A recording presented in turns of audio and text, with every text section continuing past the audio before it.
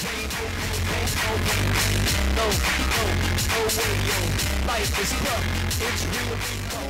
pop. I knew where he come from, Mother Moon. That's where he came from. I knew when he was in the making, he caught the devil coming in this world. Supposed to be born in November, wind up coming here in January. Suffer like a dog. His mother suffered when he was. That's the inspiration and motivation. That's how it was every day, every night.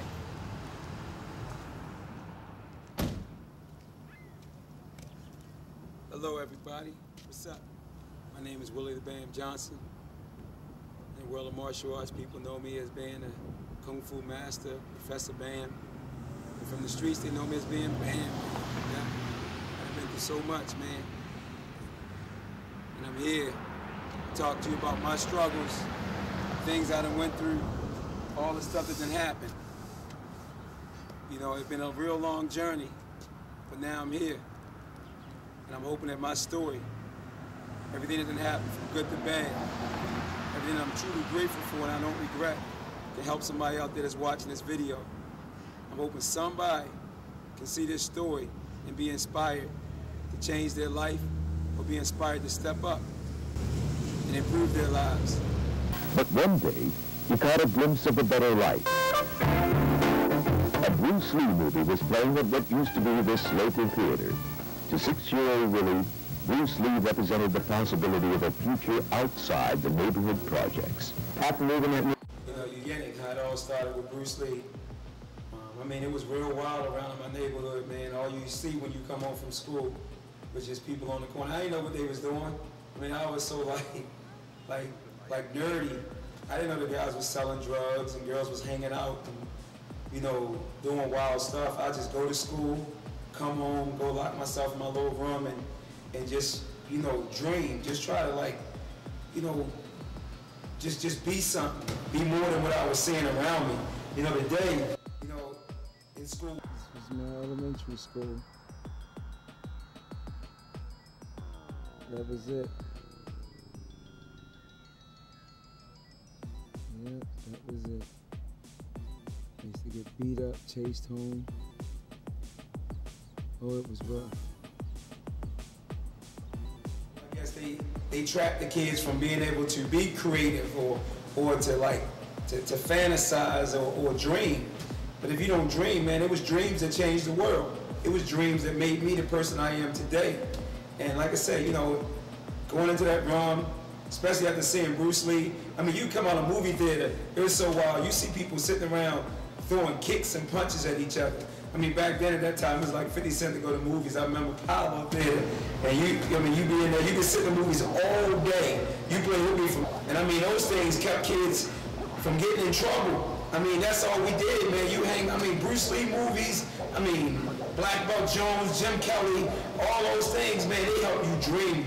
I mean, I remember we used to go to movies, we would sit there, and we would fight over who was Bruce Lee or who was Jim Kelly. I mean, we'd actually be in fist fights, man, just fighting over who was gonna be that person. I mean, even the Black Exploitation, 3 the Hard Way, Superfly, all that, man. I mean, those things that you could be more than what you've seen in your household.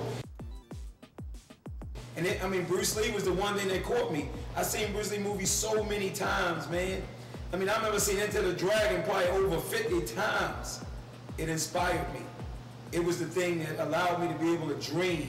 Even when I looked around in my house and I knew that I was being like molested and touched in ways that I did not want to be touched. I ain't know who to tell. You know what a man gonna do? I mean, and then the other thing that you look at, I mean, if I got my dad in there beating the living daylights out of my mother, or you got all this other drama, my sister and my mom fighting, I mean, the moment you realize that you was like hurt or touched in a way that you shouldn't have been touched by a family member, I mean, you see your mom over there sad, what you do? You go tell her? No, you just say, that's all right, I'll tell her later. And all those ladies just kept building up inside my heart and my soul. You know, so the martial arts was my only escape. I mean, what do you say? I mean, what do? You think certain things like that big? You know, I'm just hiding, hoping that it would stop, You know, I never had the courage to sit up. I didn't know what to do. I'm a little kid. So Bruce Lee, you know, when I talk about martial arts saved my life, but I got to go back to Bruce Lee and all those movies. If it wasn't for those things, man, I would not have been able to make it through, you know, I would not have been able to make it through. I mean, even going to school, I was like the nerdy kid. Yeah, I didn't want to play basketball. All I wanted to do was do martial arts. But I dreamed. I remember teachers telling me, no, you can't do this. Be a policeman, be this. No, I wanted to be a martial artist. And I would never give up that passion. I would never let nobody stand in my way of me giving up that passion. From the time to stealing money, you know, you hear stories about, I talk to kids, you hear stories about them stealing money from their mothers. Yeah, I stole money from my mom so I can buy a karate outfit. You know, I stole money so I can buy whatever karate magazine, whatever book. I could just open up and look at the pictures so I can believe that I could like just go on, man. I mean, all the other kids hanging out, I hang out in the library. I had to do something with my imagination. And my imagination is just that I wanted to be a great martial artist. I wanted to make movies. I wanted to have my own business. I wanted to walk one day with a briefcase in my hand so I could be like the men that I seen coming from downtown in our neighborhood to park their cars and then go downtown and work. I used to look at all that stuff. All that stuff is what inspired me. And every day I would get up and I would practice martial arts. Every day I would paste a picture all on my wall. Sometimes I would, you know, I go to the library and I would tear the pictures out the book. Or I would tear out addresses out the book for Japan and Hong Kong, all these different places, movie theaters. And I would call these places. And my mom would be so mad because our phone bills, she can't afford it, she on welfare. Our phone bills would be so high because I just wanted to call. And people called me crazy. Everybody called me crazy. But you know what? If I wouldn't have did all this before, and I could say if it wasn't for martial arts, I probably wouldn't have made it through being molested and being beat up and being chased home from school. I probably wouldn't have made it through seeing my mom beat the heck and beat through the hospital, being sick. I mean, the story was told in my family that my mom ain't supposed to have been alive. She's supposed to die at birth. In some kind of way, my grandmother, through all that old-fashioned, you know, country living, and up there in the hills of Virginia, they nursed her back to health. And then when I was born, I mean, my mom carried me longer than 9 months. She carried me, if I'm correct, I think they said 10 or 11 months. And I nearly killed her. I mean, she went through purity hell to bring me into this world. So you talking about grateful, gratitude? I'm grateful for all the things I did, you know, to try to become a better person. And martial arts did allow me to do that. And before I started, you know, maybe, I'm not going to say that the worst thing that my mom could ever done was say, Bam Bam, I need you to go outside and meet some friends and hang out with people. Because the first time she told me that and I went out and hung out with my cousin to entertain him, I started stealing. And that's when that negative lifestyle, that people steal and do all these crazy things just so people can, you know, think Bam was cool.